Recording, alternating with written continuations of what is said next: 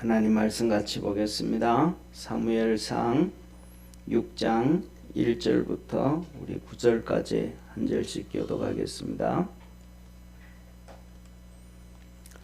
사무엘상 6장 1절부터 9절까지입니다. 여호와의 궤가 블레셋 사람의 지방에 있은지 7달이라. 블레셋 사람이 제사장들과 복술자들을 불러서 이르되 우리가 여호와의 궤를 어떻게 할고 그것을 어떻게 본처로 보낼 것을 우리에게 가르치라. 그들이 가로되 이스라엘 신의 궤를 보내려거든 거저 보내지 말고 그에게 속건제를 드려야 할지니라.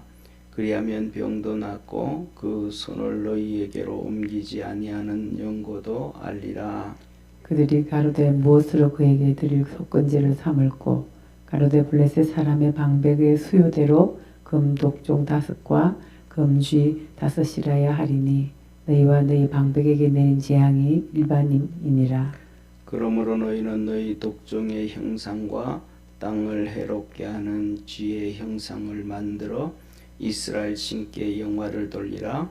그가 혹 그 손을 너희와 너희 신들과 너희 땅에서 경하게 하실까 하노라. 애굽인과 바로가 그 마음을 강팍해 한 것 같이 어찌하여 너희가 너희 마음을 강팍해 하겠느냐. 그가 그들 중에서 기이하게 행한 후에 그들이 백성을 가게 함으로 백성이 떠나지 아니하였느냐.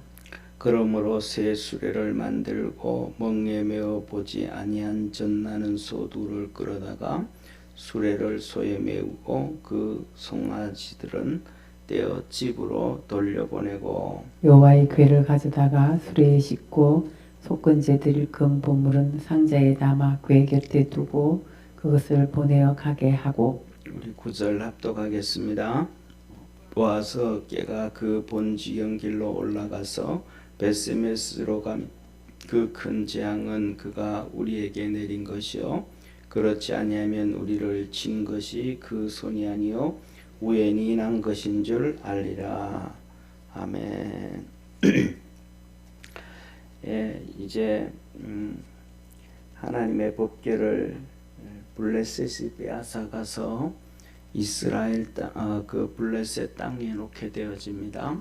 그래서 제일 처음에는 아스돗에 가져갔다가 그다음에 거기에 큰 문제가 생겨서 아스돗이라 그러면 이 블레셋의 수도와 같단 말이에요. 그 난리가 나고 그 다음에 또 옮겨서 이 에그론으로 그 가드로 옮기고 가드에서 또 에글론으로 옮겨요. 이 과정이 이제 7개월 정도 되어졌다.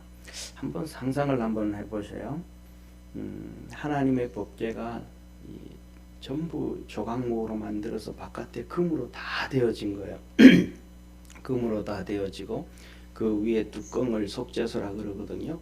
뚜껑 위에 천사 2명이 이렇게 날개를 펴서 마주보고 있습니다. 이게 속죄소거든요. 정말 이 강대상보다가 더 큰 거예요.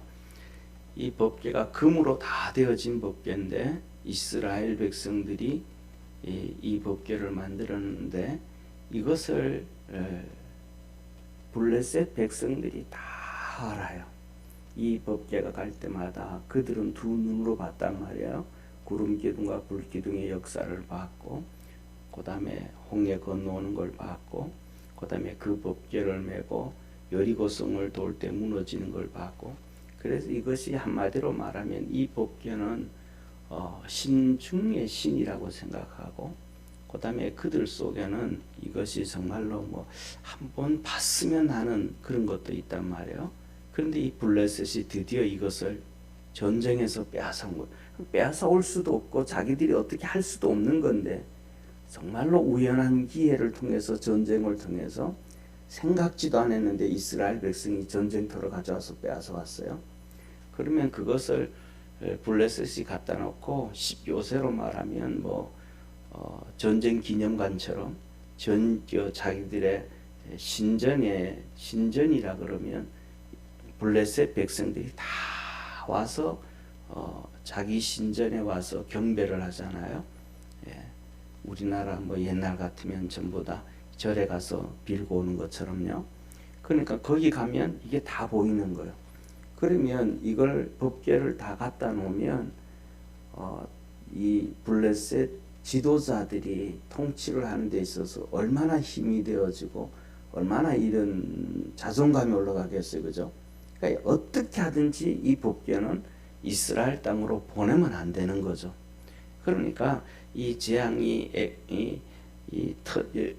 문제가 생기니까 이 가드로 옮기고 가드에서 또 에그론으로 옮기고 하면서 안 보내려고 그랬단 말이에요. 그런데 가는 곳곳마다 성경에 큰 독점이 있어서 아이들부터 어른까지 막 다 죽어가는 거예요. 그러니까 나중에는 이것이 자랑이 안 되고 너무 통치하는 사람들에게 있어서 너무 무거운 짐이 된 거예요. 블레셋의 왕들이.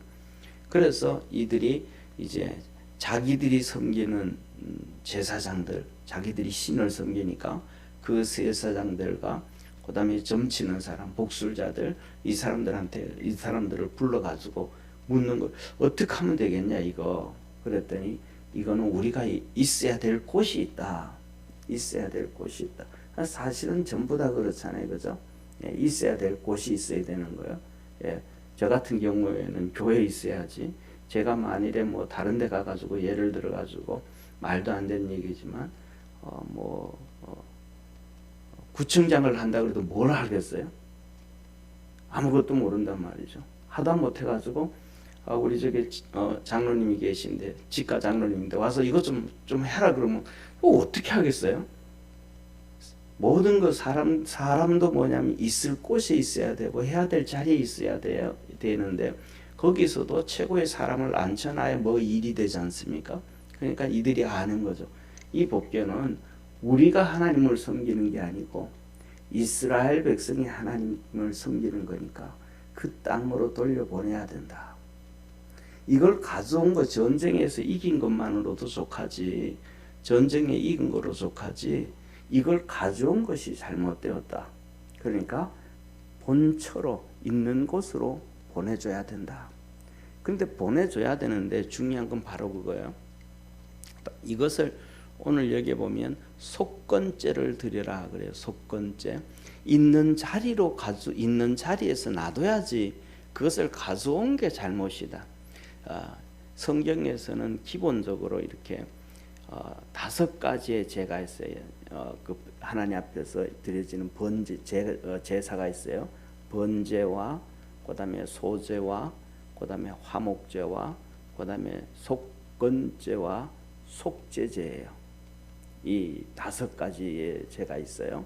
그런데 뭐냐면 번제 같은 경우에는 오늘날로 우리가 얘기하면 번제는 뭐냐면 아침 저녁으로 하나님 앞에 드리고 그 다음에 언제든지 자기가 원하는 대로 드리는, 그래서 우리가 쉽게 말하면 뭐 성수주의를 한다든지 새벽 예배를 드린다든지 가정 예배를 드린다든지 우리의 잘못이든지 우리의 소원을 가지고 언제든지 드릴 수 있는 번제예요.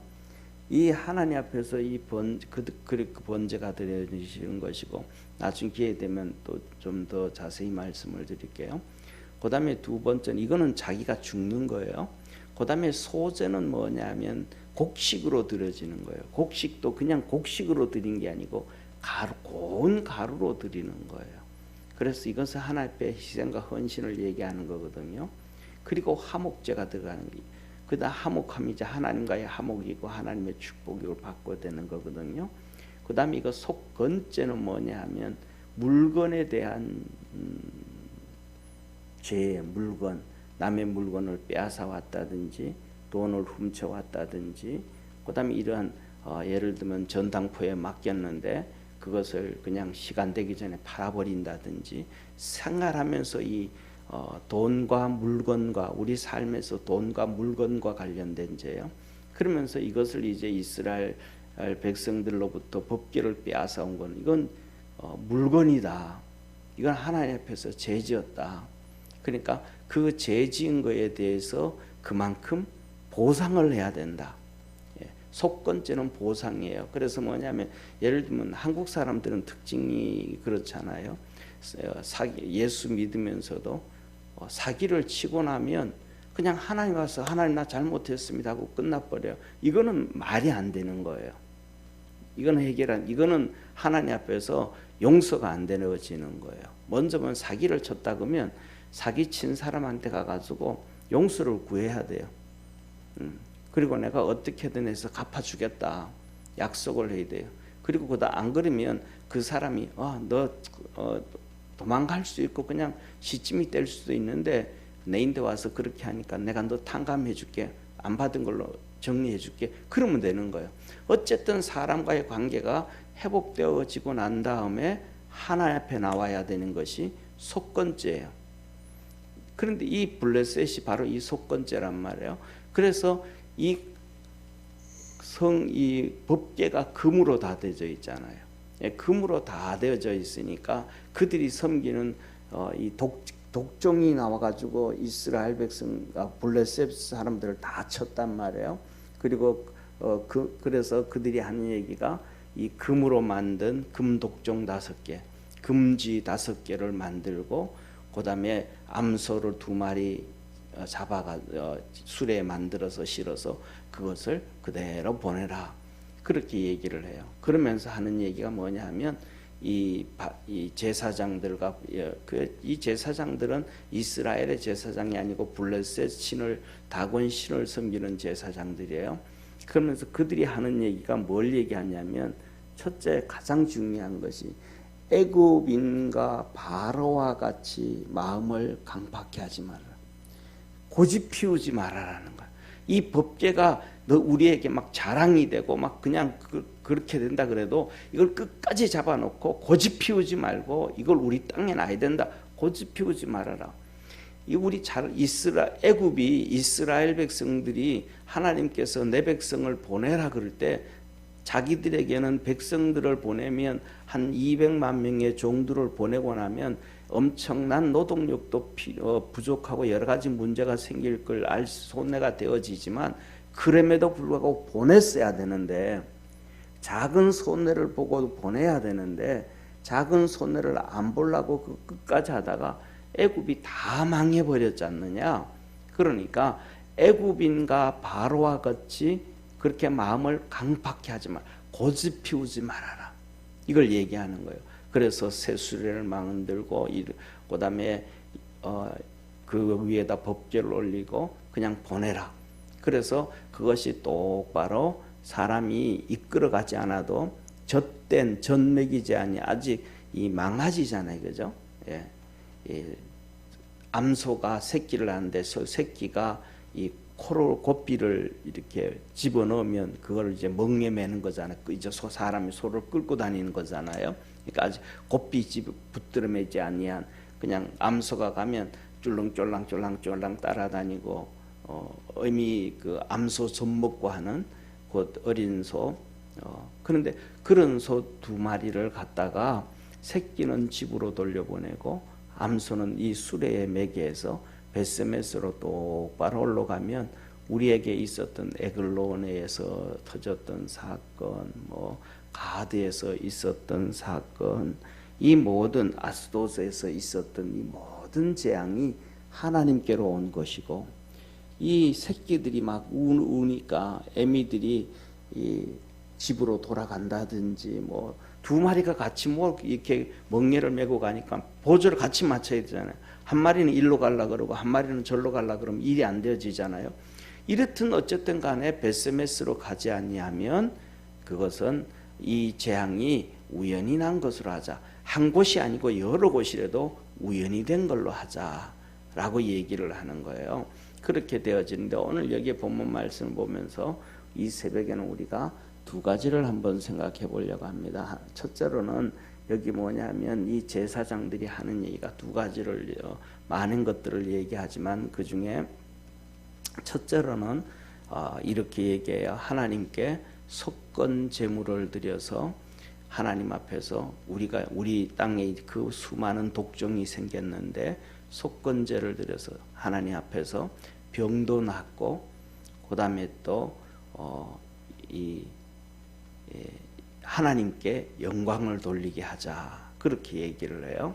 그래서 뭐냐면 우리가 하나님께 이렇게 예배를 드리고 우리가 하나님 앞에서 헌금을 드리고 하나님 앞에 섬기고 여기서도 그다음에 이제 이 법궤를 옮기면서도 손으로 옮기지 말아라. 그래서 이 제상 뭐라 그럴까 다곤 신을 섬기는 제사장들임에도 불구하고 이 하나님을 섬기는 방법들을 정말로 잘 하는 것 같아요.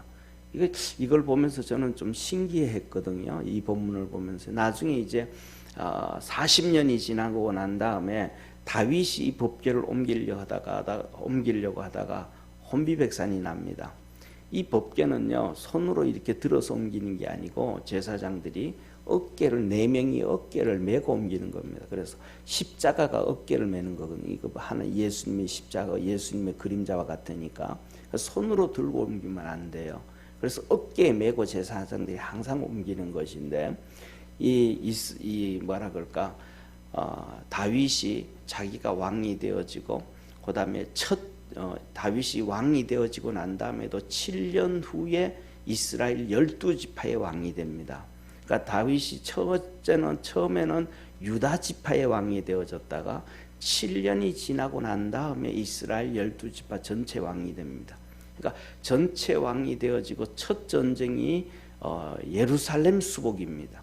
그래서 예루살렘을 정복하고 난 다음에 이제 하나님의 법궤를 예루살렘으로 옮기려고 합니다. 그래서 지금 방법과 똑같이 수레에다가 이 법궤를 옮기려고 합니다. 블레셋 땅에서 지금 법궤가 수레에 왔잖아요. 그래서 다윗이 그 수레를 옮기려고 할 때 이 수레에 싣고 소가 옮기려고 하는데 소가 펄쩍펄쩍 뜁니다. 그래서 이 법궤가 넘어지려고 하니까 그것을 지키던 사람이 법궤를 손으로 탁 잡습니다. 넘어지려고 하니까. 그래서 그 잡았을 때 손으로 법궤를 잡았을 때 하나님께서 그를 죽여버립니다. 그래서 그 법궤가 옮겨갈 때 사람들이 혼비백산합니다. 그래서 그 법궤를 길거리에 그냥 놔둬버립니다. 그래서 나중에 이제 봤던 연구를 해봤더니 이 법궤는 어깨에 매서 옮기는구나. 출애굽 때 똑같이. 그래서 이제 다윗이 이 법궤를 어깨에 메고 제사장들을 옮기게 합니다. 그래서 7발자국 걸어가서 하나님 앞에 번제를 드리고 또 7발자국 걸어가서 하나님 앞에 번제를 드리고 이러면서 예루살렘까지 오니까 얼마나 어렵게 예루살렘 왔어요. 그러니까 그때 다윗이 너무너무 좋아서 춤을 추고 하다가 옷이 훌러덩 내려가 버렸을 때 다윗의 아내였고 사울의 딸이었던 미갈이 손가락질하면서 속으로 왕이 채통을 지켜야지. 우리 하나님 앞에서 채통이 필요 없거든요. 하나님은 우리에게 어린아이 같은 신앙 원하시잖아요.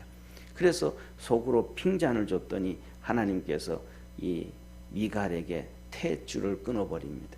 그래서 잉태하지 못하도록 만들어 버리시는 그 역사가 바로 여기 나오거든요.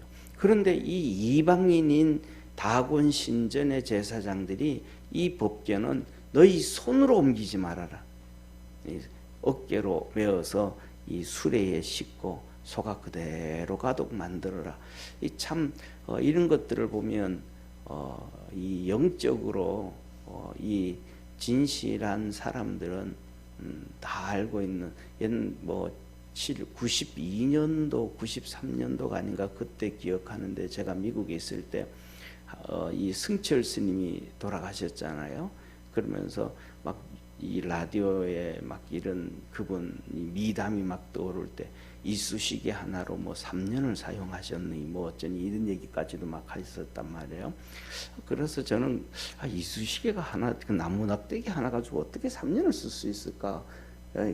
참 미담도 좀 너무 좀 뻥 튀었다 그러는데 그분이 그런 얘기 하셨다 그래요. 사실인지는 모르지만은 내가 80년 동안 사람을 속이고 살았다. 내가 이제 지옥 간다. 그러시면서 가셨다고. 그래서 이 모든 이 진리를 추구하는 사람들, 모든 진리를 추구하는 사람들에게 하나님께서 요한복음을 주신 거예요. 요한복음. 그런데 이 다곤 신전에 섬기던 이 제사장들이 하나님의 법궤를 손으로 드는 것이 아니고 어깨로 옮기는 거, 손으로 옮기지 말라. 그리고 속건제를 드려서 병도 낫고 이 속건 제물을 드려서 하나님께 영광을 돌리게 해라. 이것을 보면서 어떻게 이렇게 이스라엘의 하나님을 섬기는 제사장들보다가도 더 잘 알았을까? 이스라엘 백성들에게 하나님의 제사장들이 홈리와 비나스가 이런 사람들이 있었더라면 오히려 이 고통에 빠지지 않았을 텐데 하는 이런 생각을 했어요. 그래서 우리도 하나님께 영광을 돌리고 섬김으로 영광을 돌릴 수 있는 그러한 우리 믿음의 성도가 되기를 주의 이름으로 축원합니다. 그 다음에 두 번째로는 여기서 이렇게 말씀하셔요. 이 제사장들이 하는 얘기가 애굽 사람들과 바로와 같이 마음을 강팍게 하지 말아라. 이 6절에 말씀하고 계셔요. 우리 6절 한번 같이 읽겠습니다. 애굽인과 바로가 그 마음을 강팍게 한 것 같이 어찌하여 너희가 너희 마음을 강팍게 하겠느냐. 그가 그들 중에 기하게 행한 후에 그들이 백성을 가게 함으로 백성이 떠나지 아니하였느냐. 결국은 마음을 강팍케 하고 어떻게든 간에 하나님이 하시는 일을 한다. 이 법궤를 우리가 아무리 잡고 있어도 하나님이 하시고자 하면 하게 되어져 있다. 그러니까 마음을 강팍케 하지 말아라. 그래서 우리가 신앙생활하면서 믿음 생활하면서 하나님 말씀 앞에는 항상 겸비하고 겸손하고 무릎 꿇고 따라갈 수 있는 우리 성도가 되어지기를 축원합니다. 나는 이게 옳다고 해서 이렇게 결정을 하는데 이것이 잘 될 거라고 믿고 가는데 사실은 그것이 잘 될 확률이 내가 생각하기에는 있지만은 안 될 확률도 있거든요. 근데 중요한 건 우리가 그러잖아요. 세상에 살면서 수많은 사람들이 사고가 나고 수많은 사람들이 사업을 하고 하는데 어려움은 봉착하잖아요. 이런 얘기를 해요. 사업을 시작하는데 거의 80% 90% 사람들은 사업에서 망한대요. 그리고 몇 프로의 사람들은 유지를 하고 성공하는 사람들은 3, 4%밖에 안 된다 그래요. 그런데 그 망하는 사업을 계획하고 구상하며 그다음에 그 사람들도 80% 이상 90% 사람들이 망하는 그 사업을 하면서도 자기가 사업을 시작할 때는 성공할 것 같으니까 투자를 하고 일을 한단 말이에요. 자기가 막 아침부터 저녁까지 일을 하면서요. 근데 그것이 안 되는 확률이 많단 말이에요. 그러니까 우리가 내 것도 인정을 할 수 있지만은 전능하신 하나님을 더 인정할 수 있는 성도 되기를 바랍니다. 하나님은 어제나 오늘이라 영원토록 동일하셨다 그랬고 그 하나님의 말씀도 항상 동일하다 그러셨거든요. 그러니까 그 하나님 앞에 우리가 무릎을 꿇고 겸손할 수 있는 우리 믿음의 성도가 되어지기를 축원합니다. 그래서 바로처럼 애굽인들처럼 이 고난에 빠지지 아니하고 또 두 번째로는 전쟁에 이겼다 할지라도 이 법궤를 안 가져왔더라면 백성의 고생이 없었고 죽지를 않았을 텐데 법궤를 가져오는 것이 잘하는 것으로 생각했지만 결국은 엄청난 재앙이 찾아왔단 말이에요. 그러니까 우리가 항상 하나님 앞에 겸비하고 겸손할 수 있는 그러한 믿음의 성도가 되기를 바랍니다. 기도하겠습니다. 전능하신 하나님 아버지, 블레셋 사람들이 7개월 동안 이 법궤를 가지고 있다가 결국은 놓을 수밖에 없었습니다. 가지고 있으면 있을수록 재앙이 찾아왔고 고통이 찾아왔고 백성들은 죽음에 허덕였고 고난에 허덕여졌습니다. 그래서 돌려보내기로 마음을 먹을 때 이 다곤신의 제사장들과 그들이 하는 얘기, 너 하나님 앞에 마음을 바로와 애굽 백성들처럼 강팍하게 하지 말아라. 있는 자리로 돌려보내라 라고 말을 합니다. 그리고 속건제물을 드려서 하나님께 영광을 돌리고 우리에게 있는 죄를 정리를 해라. 그래서 병이 다 치료되게 하라고 합니다. 이스라엘 백성이 그렇게 꿈꾸던 이 법궤가 돌아오게 되는데 이스라엘의 힘으로 돌아오는 것이 아니라 그냥 하나님의 능력과 하나님의 권세와 하나님의 섭리 가운데서 진행되어졌음을 합니다. 우리가 살아가는 삶에서도 수많은 일들이 우리의 노력이 있고 우리의 수고가 있지만 더 큰 것은 하나님의 은혜와 긍휼함으로 오늘 우리가 있는 줄 믿습니다. 우리 모든 믿음의 성도들이 하나님 앞에서 겸비하고 겸손하게 하옵시고 또 이 다곤신의 제사장들처럼 하나님의 뜻을 알고 있을 자리에 있고 하나님을 영화롭게 할 수 있는 우리 축복의 성도들 되게 하옵소서. 새벽에 하나님 앞에 와서 예배드리고 또 기도할 때에 주님께서 우리에게 깨닫는 마음을 주시고 성령님께서 역사하셔서 주님께로 가까이 가는 복된 성도들 되게 하옵소서. 신동석 권사님 주님 안에서 늘 기뻐하며 감사하며 살아가길 원하며 예물 드립니다.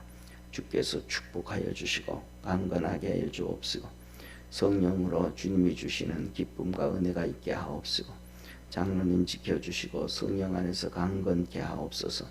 기도할 때마다 주님의 은혜가 풍성해지기를 바라옵고 오늘도 구원하신 우리 주 예수님의 이름으로 기도드립니다. 아멘. 하늘에 계신 우리 아버지여, 이름이 거룩히 여김을 받으시오며 나라에 임하옵시며 뜻이 하늘에서 이룬 것 같이 땅에서도 이루어지리다. 오늘날 우리에게 일용할 양식을 주옵시고 우리가 우리에게 죄진 자를 사하여 준 것 같이 우리 죄를 사하여 주옵시고 우리를 시험에 들게 하지 마옵시고 다만 악에서 구하옵소서. 대개 나라와 권세와 영광이 아버지께 영원히 있사옵나이다. 아멘.